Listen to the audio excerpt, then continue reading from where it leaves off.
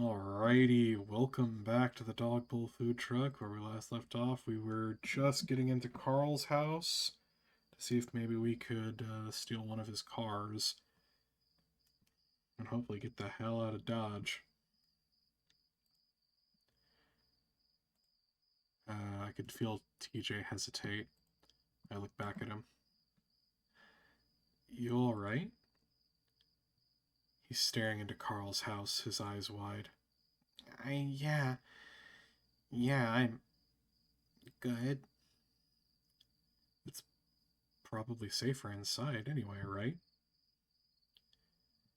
TJ swallows and finally steps in with me, Kudzu following close behind. The mansion is pleasantly cool against my sweaty fur. There's something strangely comforting about something as simple as the AC still running. Well, you know what they say, home is where the Wi-Fi connects automatically. A sense of normalcy. Leo stands there looking around intently before moving to the cupboards. He starts opening drawers, searching the counter, looking for keys. I leave TJ to huddle on the couch before moving to the kitchen myself. Hey, can we look for Carl too? Leo pushes close a drawer full of silverware. Yeah, give me 1 second. I sigh. I'll be fine. It'll be faster if I look for him while you look for keys. Leo shakes his head. Gotta stick together. I suppress another sigh and move to the living room. Somehow, TJ's already managed to fall into a doze, curled up in a small ball on the couch. How are you doing? I look over at Kudzu, who's got his arms folded, watching me closely. I'm doing okay, just kinda tense. Kudzu gives one of his rare smiles at that. No kidding. Yeah. I glance over at Leo, who's starting to rifle through some drawers full of what look like opened letters. What's up? I look back at Kudzu. I'm just thinking about Carl, if he's here or not. No. I glance back at Leo. Hey, Leo wants us to stick together, but... I look back at Kudzu. You want to help me find Carl? Maybe you sweep the upstairs and I'll have a look at the basement real quick? Kudzu glances at Leo as well. It'll make things go a bit faster. Yeah, I think it'll be fine. I really don't think anyone's in this house. Kudzu nods towards the window facing the town. From what I've seen, people are mostly wrapped up in their own issues. Yeah, I don't think anyone's interested in looting here. Well, alright. I'll take a quick look upstairs. I smile. Cool. I'll take a quick look downstairs. Oh, and keep a lookout for keys, too.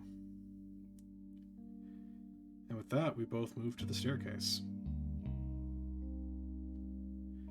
I give Leo one last glance to make sure he's not watching before we both head in our respective upward and downward directions. I flip on the light switch to head into the basement, and it's only when I stare into the dark hole I'm heading toward I get the first inklings of fear. I shake my head, remembering what Kudzu had said. If anyone's here, it's definitely only Carl, and that would be a good thing. If we can find him, we can bring him with us, and we'll be on our way out of this hellhole.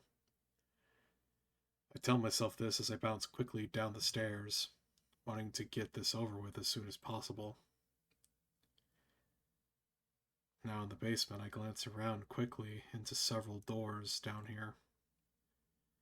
Storage room, white room, video game looking room.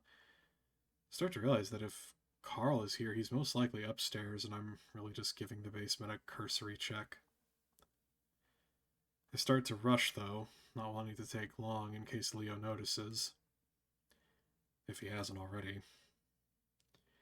I reach the end of the long basement hallway, and I'm left looking into a smaller room. There's a tiny white wooden door that I assume leads to the crawl space. I stare at it for a moment, not even thinking to bother with it until I see little white hoof prints. There are several of them, like someone came and went dozens of times into and out of the crawl space. I look back behind myself, feeling a chill run up my spine like someone's watching me. Looking back at the prints, I notice that the little door is just slightly open. Could Carl be in there? I remember that he'd been down here when we couldn't find him during the birthday party. At that moment, I catch a glimpse of something poking out from the door. It's skinny and hairy and very long, maybe 6 inches in length. I stare at it, wondering if it's a Halloween decoration that's stored under there. Jace! Leo's voice booming down the stairs makes me jump a foot in the air. I don't have time to stare at the black thing any longer. Instead, I stumble down the hall towards the sound of Leo's voice. The icy glare directed at me as I move up the stairs actually makes me cower a little bit. I'm not used to having his monolithic anger directed at me. I told you to stick together. His voice rumbles out at me. Sorry, I found something. Well, Kudzu did too. Carl's upstairs. What? The thoughts of the hoof prints disappear from my mind immediately. He told me you were down here. Come on. More gently now, he grasps my hand, pulls me the rest of the way upstairs. I'm expecting us to turn into Carl's room, but instead we go further toward the end of the hall. I think this is where Carl's parents' bedroom is.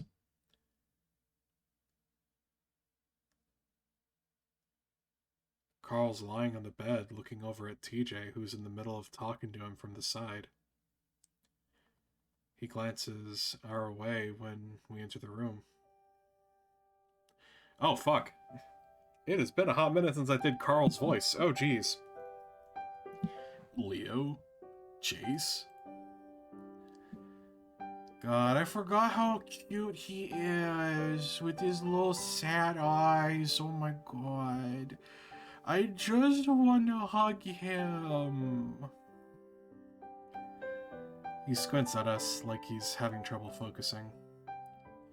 I smile and sigh with relief. Carl.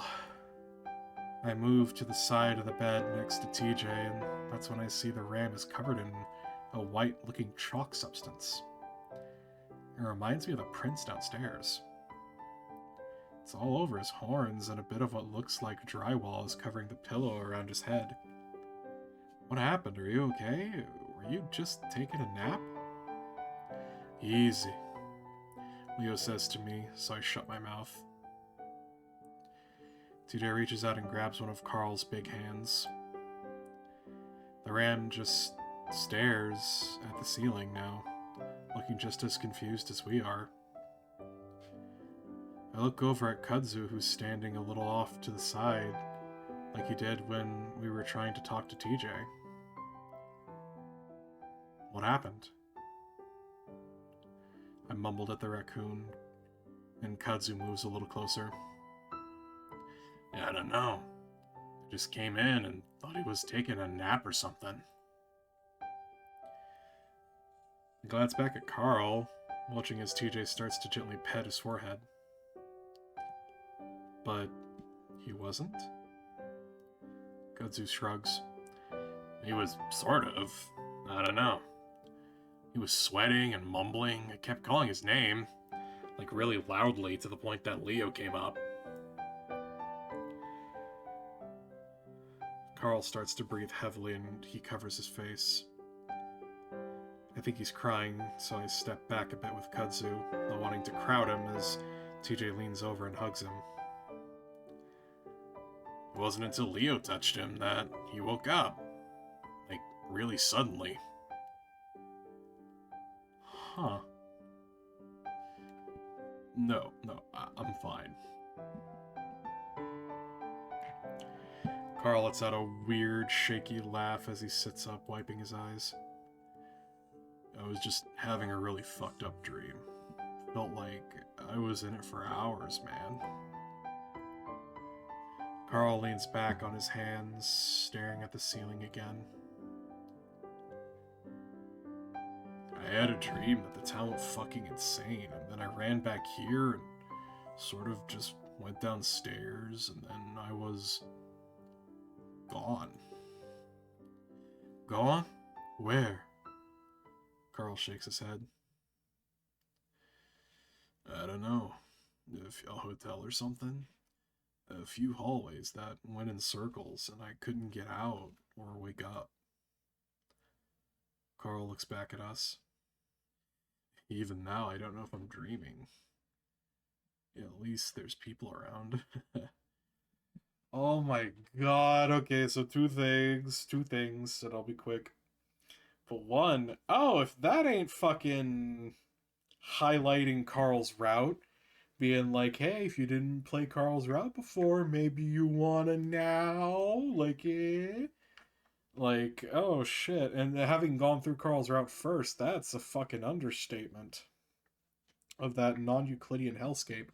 Secondly, I noticed that for now, Leo's goal of getting everybody together over spring break is actually happening now. Like, things are traumatic and terrifying, but so far things are coming up Leo. Chase, of his own free will, admittedly, a bit manipulated in the environment, in the setting, but of his own free will, said he loves Leo, would choose Leo. And now, TJ is with us, Carl is with us, Leo's friendly neighbor Kudzu is with us. Like, this is a whole deal, isn't it? Where Leo's pack is gathering up. I like this. I know this is just a hammer raising up higher and higher, and the downswing is going to happen soon, but, you know. Carl shakes his head, a cloud of dust coming up from the fur. What are you guys doing here, anyway? Actually, the town did go a bit strange. What? Really? Leo seems to hesitate, clearly not wanting to rile up Carl more than he already is. Yeah, but we're trying to leave. Actually, that's why we're here. We need a car. So, what I saw in the town, however long ago that was, it really happened? Maybe. Like, people were running around shooting and stuff. Leo doesn't say anything to that. Why do you need my car? What about your van? It broke down. Carl narrows his eyes. How? Listen, we'll tell you everything on the way. We just need to get out of here now. TJ picks some of the bits of white chalk from Carl's head fur. What's all over you? Carl runs a hand over his head, bringing it away to find it covered in white dust. Ran into the wall. Ow. So Carl suddenly points at my arm. Dude, what happened? Huh? Oh. I lift my arm and remember the cut that I got from the broken window. The fur is heavily matted down with blood, and the jagged cut is still oozing a little bit. Uh, long story. We'll explain, like Leo said. The ram stares at the cut, so I lower my arm. God, so somebody called TJ a cinnamon roll and Carl a marshmallow. I think it might have been Haley or Haley. I feel bad because I don't know how it's pronounced. But I'm going to assume Haley CT, just called, I think it was Haley that said that. And it's like, oh my god, yes, Carl is a marshmallow. He's a big, ooey gooey little lump of sugary sweetness that I just want to cuddle and snuggle with. He deserves so much better than Chase. It seems to be finally settling in for Carl that things are not right. I've also realized that none of us are immune to the new hysteria setting into the town. Is this what it was like for all those people living in the town over 100 years ago? I managed to think humorously to myself that I actually did do what I set out to when I started the project. It's pretty clear that it's happening all over again. So you got your keys? We need to get the hell out of here and get this town some help. Yeah, I'll get them from my room.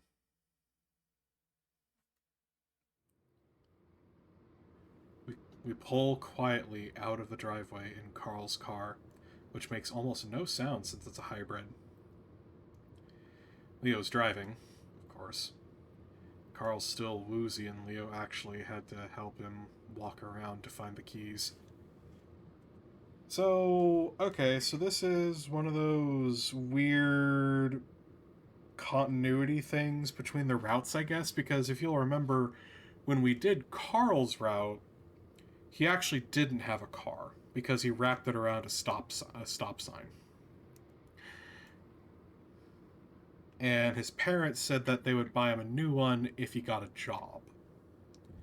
And that was like the whole point of us like getting him clothes and stuff, new clothes and stuff to get him a job. So now here he has a car? Question mark, you know?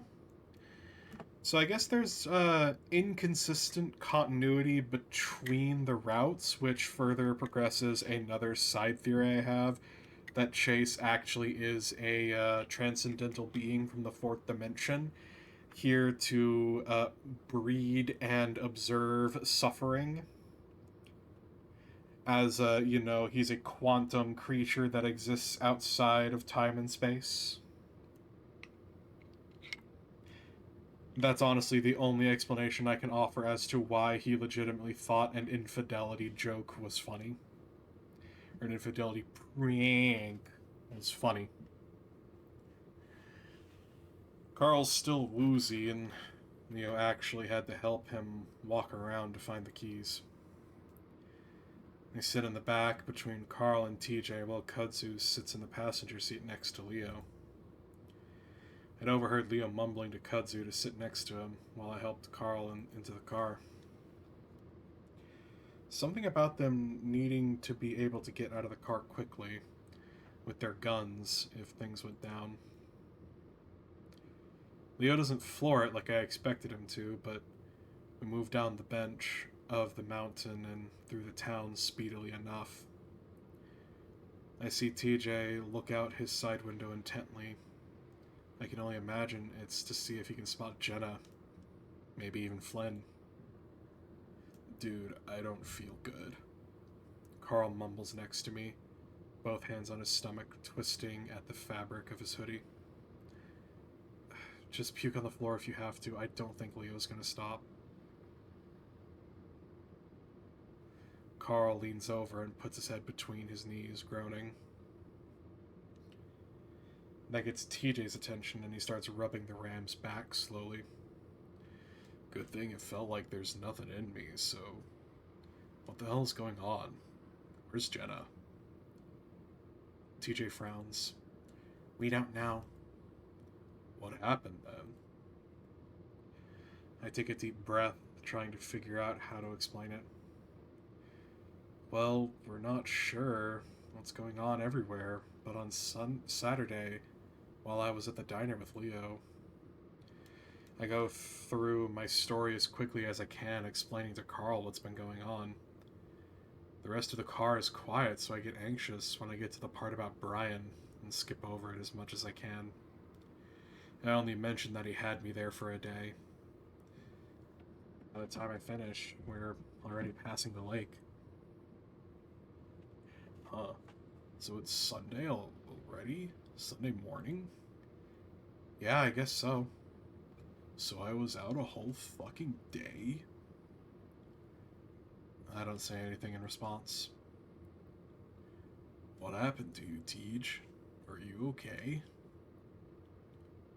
Carl turns his gaze on TJ, who just nods. Yeah, I was seeing things too. People chasing me. I'm okay now, though.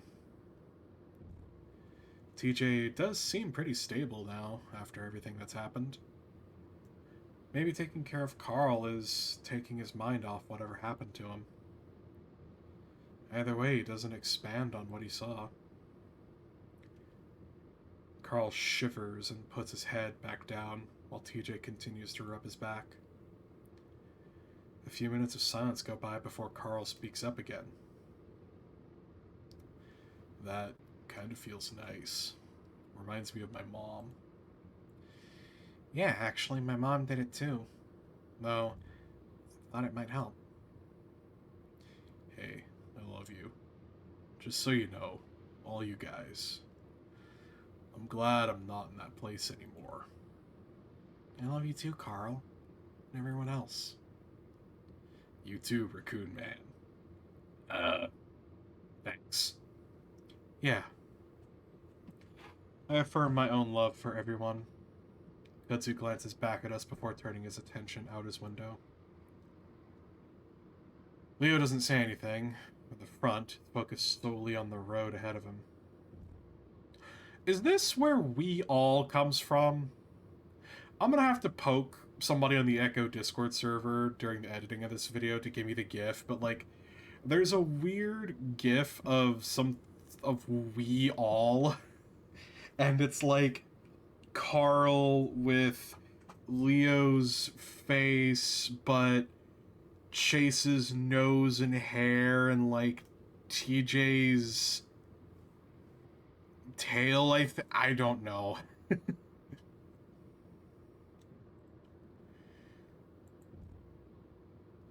I watch the desert whip by us for the first time, feeling somewhat safe as the town disappears behind us. But of course, it doesn't last long. What's that? On the side of the road there. Huh? Leo turns his head in the direction that Kudzu points. We all do.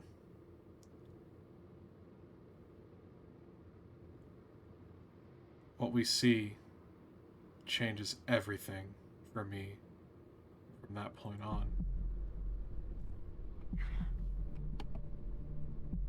Sure. Things were crazy. And I had a hard time believing anything was happening. But it was explainable. People like Duke, Brian, TJ, even Carl were all seeing things. But it was kind of a distant thing, in a way. Something everyone else was experiencing. Something I was exempt from. But now there it is. Something I can't explain. Right in front of me. What is that? Oh my gosh. TJ covers his mouth. Carl sits up straight, trying to see. Leo slows down as we pass. There's my car. all of the windows shattered. And there's Duke, lying a dozen feet away from the open door of the driver's side. And there, crouching over him, is something I can't explain. What the fuck is that? What the fuck is that? Oh no. Oh no. Oh no, no, no, no, no, no. Oh no! Holy shit!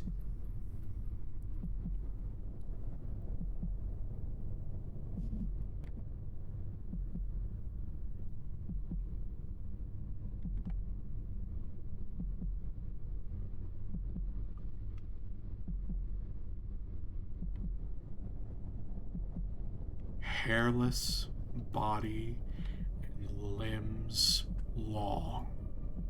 Way too long. The head comes up, and all I see are 3 holes and blood. TJ screams next to me, and Leo shouts something before stepping on the gas, slamming me back into my seat. I try to look back, but whatever it was is gone. At least it's gone from where it was, because I see something move next to my window, and I turn to face it, and it stares back at me, but only for a moment. That thing, whatever the fuck it is, disappears almost the instant I registered that it's there. I'm only staring out into the blackness of the desert. Still, 3 holes, 2 eyes, and a mouth blink back at me in this sort of afterimage before that too vanishes. What was that? TJ's grabbing my arm, claws digging painfully into my skin. I'm too shocked to even pull away as TJ leans forward next to me, staring out my window. At least I don't know. At least I know I'm not the only one that saw it. TJ squeaks again when no one answers him. What was it? I don't know. Some kind of animal, maybe? I've never seen anything like that before. Could have had a disease, lost all its fur or something. Maybe Duke hit it. But it was walking. TJ's arm is looped around mine, and I can feel his body shaking. I look over my shoulder through the back window. At this point, my car is a good distance away, only visible because the headlights are on, a streak of light fading out across the desert. Duke, is he... I'm not gonna make a vomit sound effect. Some dry retching noises, followed by heavy splattering sounds, cuts me off. Carl is hunched over in the seat, head between his legs. It isn't hard to figure out what just happened, especially when the smell hits me. Oh my gosh, Carl! God, what is that thing? A fucking Wendigo? Like, that's a common... Actually, no, okay, so I'm sorry. There's been this thing, for those of you that don't know, the original meaning of the Wendigo, given that it is a Native American sort of spirit thing, the original meaning behind it got lost when the internet hooked onto it and started making a bunch of stories about it. So rather than referring to whatever the fuck that was as a possible Wendigo, I'm going to refer to it as the Flesh Gate. And that's Fleshgait. I'm going to refer to it as a Flesh Gate because that's kind of what the more internet urban legend, shapeshifter, cannibal, smells like rotting meat sort of thing. That's what that is. What the fuck is that thing? TJ looks torn between blanching away and comforting the ram. Carl comes back up looking like he's about to say something before diving forward again. A much louder retch followed by a much quieter plopping sound follows. I grimace, feeling my own stomach roil. God. Kazu's looking back at us, a paw to his nose. You okay? Carl keeps his head down a while longer, his fingers twisting into the fabric of his shorts. TJ tentatively rubs his back. I would have done it out the window. I don't want to open any of the windows now, though. It's okay. Leo, are there any napkins up there? Leo, who's been silent up until now, remains silent. He's staring out the windshield hard, paws on the wheel in a death grip. After a moment of silence, Kazu checks the cup holders, then drops the open glove compartment. After rummaging around for a minute, he pulls out a stack of fast food style napkins. He hands them back to Carl, who starts mopping up whatever mess he's made on himself. During all this, I'm still glancing out the windows. Not head on, though, because I'm terrified I'm gonna look straight into those eyes again.